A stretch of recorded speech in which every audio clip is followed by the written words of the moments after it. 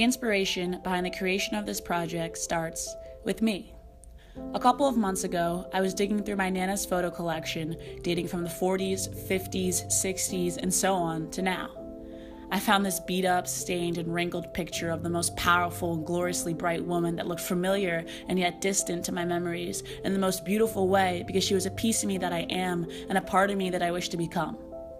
Her bodacious afro, glimmering hoop earrings, and that sprinkle of pride in her eyes, I think that was the perfect product of being a black and bold female growing up in the 1960s. Thank you, Nana, for encouraging me to live comfortably and confidently in my own colorfully assorted home that lies within the ins and outs of my hair and my body. You see, I grew up in a predominantly white community, located in Westchester, New York, in a quaint Jewish town called Chappaqua. Here, I was bullied, teased, consistently asked, and unexpectedly touched by an unwelcoming hand who yearned to learn about the ins and outs of my hair and my body. They would ask me questions that I simply did not know the answer to. Why does your hair stick up like that? Why do you put ketchup in your hair? No, it's olive oil, I would attempt to say. Why don't you wash your hair every day? That's disgusting. Wow, I really want to just cut your hair off right now. Ouch. Yeah, it still kind of gets me. But here's the thing. Chappaqua was a bubble filled to the brim with confusion, left with faces that look nothing like me. Chappaqua was a segment in time that I often look back at, surprisingly fondly. Chappaqua was home, my home, a home that I wish I could have allowed myself to conquer right from the beginning. My colorful Nana welcomes you into a world that allows you to walk, talk, and dream freely. Welcome to a preservation of self-love that comes from within the black female body.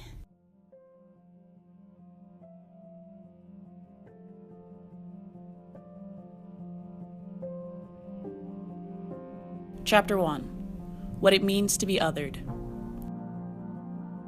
Hello, my name is Janine Cuffy. I'm 18 years old. I'm a female. I identify as half black, half Spanish, and I attend NYU. I grew up in Maryland until I was around 9, and then I moved to New York City. The Eurocentric beauty standard, in my opinion, is a stigma that I think is surrounded in America and all over the world, that straight, blonde, brown hair, blue eyes, green eyes is the norm / what people strive to be seen as in order to be beautiful. Like if you go on Google and you search beautiful or pretty, the first 25 pictures will be white women, and then you'll keep scrolling and then you'll finally find a black woman on there. I definitely questioned why that was seen as beautiful, considering like I grew up obviously thinking my mother was beautiful and she was none of that. I won't say I haven't straightened my hair because I think it looks pretty, and that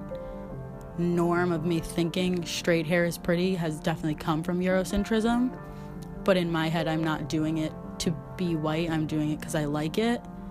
But that doesn't mean that stigma doesn't also lie in me, because I live in America and I'm centered around Eurocentrism every day. Even though at a young age it's something hard to touch on, it needs to be addressed in a household for young black women to understand what other people view them as. So I personally think the alienation of black girls is bigger than just like white suburbia or white people, because I think alienation starts within the black community.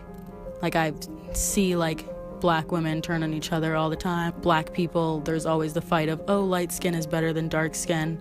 And I think that stigma within our own culture and race leads to white people also believing the same thing if we can't even come to a conclusion of support within our own race and system. My name is Kayla Patterson. I'm 22 years old. I'm African American. I'm from NYU. Well, I was born in Cincinnati, and I've been on the go ever since. I've lived in about 8 different states. It's always been a battle. I feel like it's always been a battle of hair. I listen to the song a lot, I Am Not My Hair, because I think that was my entire experience growing up doing my hair. I remember the first time I got a hot comb put in my hair. In order to get my hair straight, my mom would put grease in my scalp and she would sizzle it with a hot comb, and it used to burn, and I just didn't understand why I had to go through that. But I do it every single time I went to church, or like when I had to go for picture day at school, and it just was not a very fun relationship. So in order to get out of the whole hot comb situation, we decided to do the perm. It was nice because I just felt like I was like, I don't know, as a part of the group, I was like in the in crowd. Like, everybody was getting perms. Like, oh, I got my perm. Girl, you see them edges? Like, they were laying flat. Like, we're in elementary school, like, getting so excited about our perms. But then I also remember when the perm made all my hair fall out, and my hair got really thin, and my scalp was burning. And that was a really rough period for my hair and, like, my whole, like, identity of myself, because we're so attached to our hair, and, like, how we see our beauty is very attached to our hair. So then I just started letting my hair be curly and natural, and that was still a battle too, because it's not as easy as just waking up and taking a shower and leaving and letting my hair be. Like, I had to wake up, I had to prepare, I had to tame it. It's like a lion, you have to tame your hair. Like, it's never just I can get out of bed and just go. It's like, what am I, like, I don't know. It was always like a big thought process of like, how am I going to tame my hair so I'm going to be presentable to walk out of the door today. So, like, if we went over to, like, family gatherings and you brought your daughter's hair and their hair was not, like, neatly combed or, like freshly, like, twisted and didn't look, like, crisp, they'd be like, why do you have her leaving the house like that? Why does she look like... There's just always that stigmatism in the household of, like, not looking presentable, like, having to look presentable all the time. And so, I don't know, like, I guess that mindset cultivated with me of, like, okay, I have to make sure, like, it started with, like, my aunts, like, making comments, like, she can't, like, leave the house like that. It's just like a culture, I guess, that we kind of just reinforce. So I feel like it's not, like, acceptable for me to leave looking with my hair not tamed, because that was always something that was, like, shunned in the household. Started there, and then, like, when I went out, my friends would be like, girl, what's going on with your hair? Like, what are you doing? Like, you know, like, it always had to be together. So, you know, it could never have a bad hair day. What is the difference in, like, a bad hair day depending on culture? I don't know. I think it's like when white girls tell me that they're having a bad hair day, I honestly don't see the difference sometimes. Like, they'll be wearing their hair down and they'll be like, this is such a bad hair day. I was like why? It's down, it's still, you can go anywhere and anybody won't really recognize any type of difference. It's like, oh, well, I couldn't comb through it the same way I did yesterday. I'm just like, girl, I wish that was my problem, that I could just walk out the door like, today's a rough day, but I'm still presentable, you know? So to be presentable is to be what? To be tamed. And a white person's hair is tamed. I mean, in our societal standards, that's what we see as tamed, yes. Unfortunately. Which is really sad. Because I told you guys a story about, like, and, like, that's just one example, but, like, my little sister, like, not being able to wear her and that, like, that's something that, like, made me, like, so boiled down to, like, my blood. They told her, like, she could not wear her hair puffs. Her natural, poofy, gorgeous, just flying, fluffy, beautiful hair. And they said that you can't cheer with us. They would not allow her to wear this in the cheer competition for their school if her hair was in puffs. So she went and damaged her hair and straightened it and blow dried it. She quit the team because they wouldn't let her just wear her, like, natural hair out, because she was damaging it to try and fit into this ideal, like, standard of what, like, beautiful is, what tamed looks like, what put together, what uniform looks like. This is uniform, this is what we need to look like. Like, no, but this is how I came with my poofy hair, like, I should be able to wear it that way. I have the pigtails still, like, it's still the same arrangement as everybody else, but just because mine puffs and theirs goes down straight, like, there shouldn't be any stigmatism towards that. You know, all the guys in school had crushes on the Bettys, the Beckys, and they never have a crush on me. So, like, in my mind, the popular girls were always the really small, like, white girls or whatever, and like, it's nothing, like, against white people. It's just like, but that's, like, what was seen as, like, the pedestal. Like, this is, like, the standard. This is what people appraise. This is what people look up to. And so that's just always, like, the image that I had seen there. So, like, just, like, to be able to separate myself as a kid and be like that's, like, I don't know, erase that, like, that's irrelevant, to tell myself that all of that is, like, really irrelevant. Look around you, like, look at the beauty that is sitting right next to you in your house, in your home. Then I think that I would have definitely, like, been a stronger mindset individual, I guess. Chapter 2, My World. Hi, my name is Rick Brown. I grew up in Los Angeles, and I'm black. So Nana, my mother, I think I came up with the phrase of describing her as colorful because she is very eccentric. And so for lack of a better description, I came up with the phrase of colorful, which is an ability to see things in a way that other people don't. As a teenager, you're in high school, you were actually at the time not only getting your hair permed, but you were getting a weave. And you asked me one day what I thought about your weave. And I said, Lauren, you know you shouldn't ask Dad these kind of questions. I'm going to give you my honest opinion. And you were like, no, Dad, tell me the truth. Tell me the truth. What do you think? And I'm like, oh my God, I don't like it. It's not pretty. And you were like, why? And I'm like, because your hair, your natural hair is prettier. But you didn't talk to me for about 2 days because you weren't happy with my response.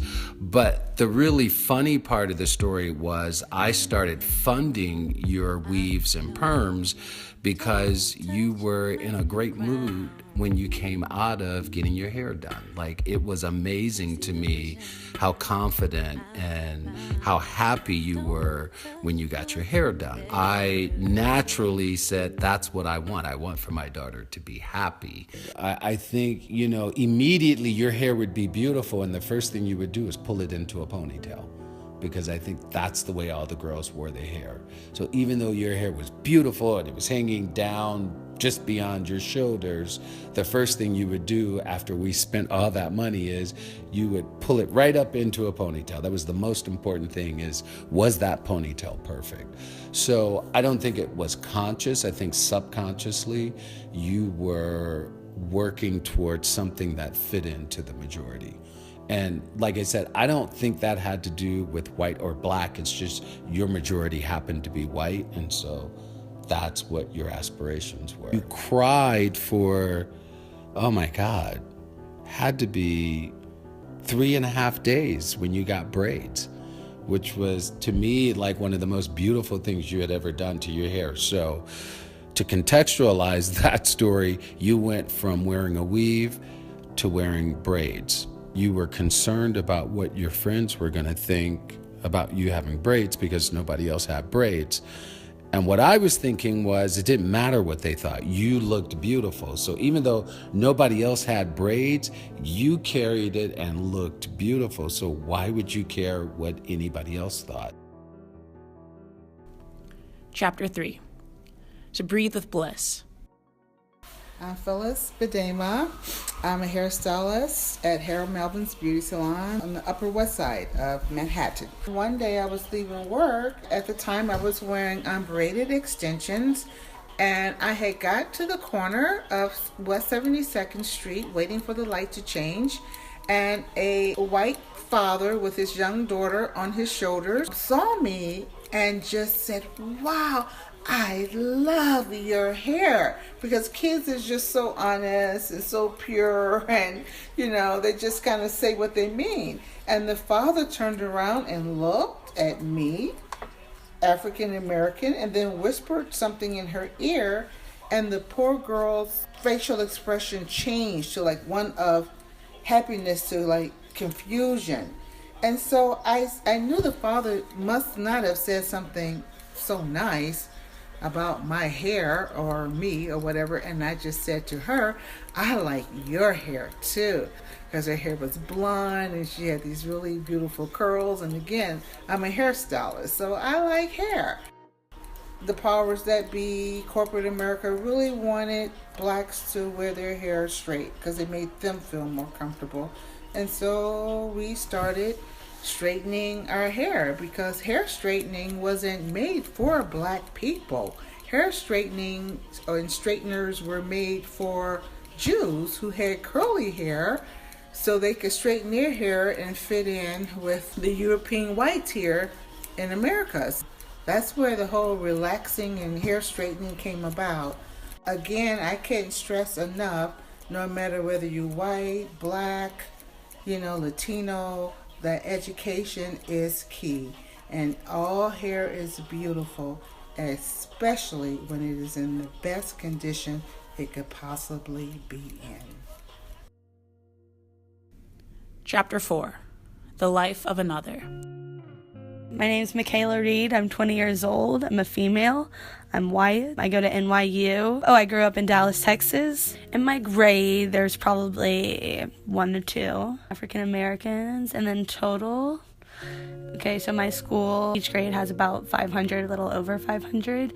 So about 2,000 go to the school, and I would probably say, I feel like 10 is a high number, but 10 could be how many African Americans we have at that school. My name is Nazrin Walden. Call me Naz.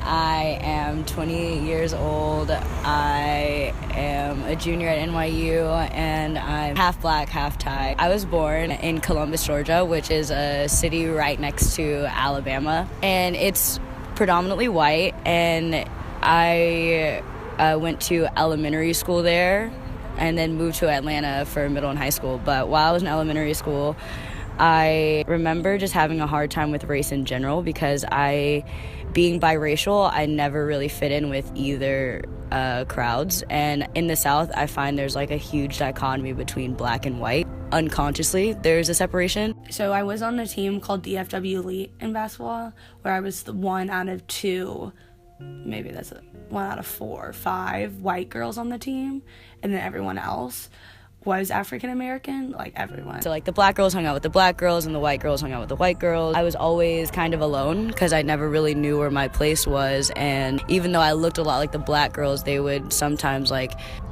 not really want to hang out with me a lot, and the white girls were always a larger group, so they would kind of go out of their way to not allow me to hang out with them. You probably experienced this, so it sounds a little whiny when I say it. Going into this team being 1 out of 4 people that was of one color, and everyone else, I'm sure you've experienced this, but everyone else was, in my case they were black, but in your case it'd probably be white or whatever. It just makes me sound stupid now, because after talking about my high school, 8 African Americans going to this high school, and now I talk about how I go to this team and I'm 1 of 4 girls that were white. I can now understand what they went through every day at high school. Meanwhile, my practices were only 3 times a week. I'm thinking about a black girl coming to my high school, because now that I look back on it, I'm going to fucking basketball practice. You don't have to talk in basketball. You just have to dribble a ball and shoot. Play defense, you're done. You don't have to be friends with them. You don't have to be like them. And still, even though I did not have to do any of those things, I felt isolated because I was one of the only white girls, you know what I mean? But I feel like being one of the only black girls at a high school where you do need to make friends, you do need to have someone to sit with at your table, or you do need to know someone in your math class so you can study together for this hard test. It's not just going in and out and you're done. If you don't talk to them, it's a lot longer than 2.5 hours. It's 8 hours, 5 days a week. That's fucked. I feel like to help with isolation, 1, a good answer would just be more black girls. Why does it need to be 1? Chapter 5. Standards are lame. By Nazrin Walden. I also had a hard time in high school with the black beauty standard because I also don't live up to that. I think that a lot of the African American culture really value thick black women with curly hair, super light skin, and I never really was. Aside from the curly hair, I grew up super skinny. For the most part, I'm lighter brown, so not that yellow light skin that they liked, and so that also made me uncomfortable. So I think I've just always been uncomfortable with beauty standards. They would make fun of me all the time for being skinny. I will never black people specifically. Yeah, I will never forget. They used to call me no ass Naz and stuff like that because, and honestly, it's fine. But at the same time, a lot of guys would just be no one's ever gonna love you because you don't have anything to love on. And then I come to New York and it's fat girl, thick, you have it, that's too much ass, you know what I mean? And it's just so, I'm just no one is ever going to like anything that I am, so that's where I am right now. In elementary school, I never did my hair. I would just wear it in a braided ponytail every single day. The people who were doing my hair purposefully went out of their way to make sure that I didn't have to endure anything because I really never wore it down. So when I went into middle school, so I moved to Atlanta and then went to middle school, I was kind of tired of wearing my hair up all the time because it's just an annoying thing to do. And so I started wearing my hair down. I literally didn't know what to do with it. I didn't know how to do it. I remember this one time in the 6th grade, I liked this guy a lot, and it basically started bullying me about my hair because he figured out that I liked him, and 12-year-old boys are not going to respond well to that. And every day I would come in, he would just ask me if I comb my hair that morning, do you own a brush? Since I wore my hair up so much in elementary school that when people started making fun of me when I started wearing my hair down, I began to pay a lot of attention to it. That's when I started straightening my hair a lot. I went through a phase where I was straightening my hair because everyone around me either had straight hair or the black girls would relax their hair, so everyone was kind of whitewashing their hair. So I started to do it too, and I didn't know how because my mom, she's Asian, she didn't know how to deal with straightening black hair. I have a little sister, and so I'm trying to figure out how I'm going to advise her through this. Just not worry about what other people have to say. Genuinely don't think about others and don't compare yourself to others, because I think that was a big issue for me. Is I was constantly comparing myself to other people in my class and constantly comparing myself to people around me. Every single person is unique, and though one person may fit one beauty standard, there's just so many beauty standards in general, and so you have to understand that though you may not fit one, you may fit another, but either way you shouldn't worry about the beauty standards. Just know that every single person is unique and that standards are lame, honestly. I specifically don't want her to compare herself to anyone else because she is mixed growing up in the South, and I know that even now she's in a private school with all white kids, and she's clearly different. She's 4 years old. She's already making those differences. She's saying oh, mommy, I have long, curly, beautiful hair. But she says it in a really positive way, so I kind of want to continue to advise her to see herself as just pretty. If she is going to see those differences early on, I want her to see them as positive differences. I think that'll be really important. Chapter 6. The Growth of Glamorization. My name is Lisa Stockman. I am a black female. I am Lauren Brown's mom. I'm originally from the Midwest, but I raised my kids in Chappaqua, New York. Raising a black daughter in a predominantly white community was challenging in many ways. Lauren had a bad relationship with her hair, unfortunately. I think she always struggled with being the other, and I think people who are the other in predominantly white communities struggle. Lauren and I had discussions about hair, and it was, I tried to do the, India Arie sort of, you're not your hair, and that, you're not defined by your hair, whether it's short or long or straight. But it's very hard to do that and for a child to believe that. I can remember when she was really little in a bathtub once and steam came up. I said, Lauren, be careful, your hair will go back. And she said, back where? I remember laughing hysterically. I was like, well, it's going to curl up. It's going to kink up. It just made me smile because it made me realize that she didn't have the community that I had, where my aunts and uncles were around me and my cousins. And, we go get our hair done on Saturday and we go to beauty salon. And that just wasn't part of her growing up. There are trade-offs living in those communities. I love that she is delving into this. At one point, this would be a point of crying and tears and, why doesn't she look like everyone else? As she ages, I love the fact that she's comfortable and she enjoys the fact that she doesn't look with everyone else. I would like her to celebrate her natural hair even more. So I look forward to, as her growth continues. My own hair, there are times I've loved it, there's times I've hated it. I think all women, your hair is no different than your thighs or your butt. You have to come to grips with your life, with your body, and celebrate it. Part of understanding your total package is your hair. It wasn't until I was in my 40s that one of the hairdressers said, look, hair's just an accessory, Lisa. It's yet another way that we sort of glamorize ourselves or not glamorize ourselves. It's up to you. And I think there's a lot of peace in that when I see how so many black girls are doing different things with their hair. And I love it. I celebrate it. I think it frees it up. It doesn't mean you have good hair or you have bad hair. You just have hair. And I think that's a good concept. At one point, this would have been a time of crying and tears. My mom is certainly correct. At one point, it would have been. I am more than my hair. We are beautiful as the way we are, and learning to love the ins and outs of our very essence will lead us each to an even greater celebration of every natural instance of our colorful being. I look forward to my continued journey of self-love. I look forward to the unwritten chapters and unforeseen memories. My name is Lauren Brown, and I am a proud member of the My Colorful Nana Project. See, I can kind of recall a little ways back, small trying to ball, always been black, and my hair I tried it all. I even went flat, had a Gumby curly top and all that crap.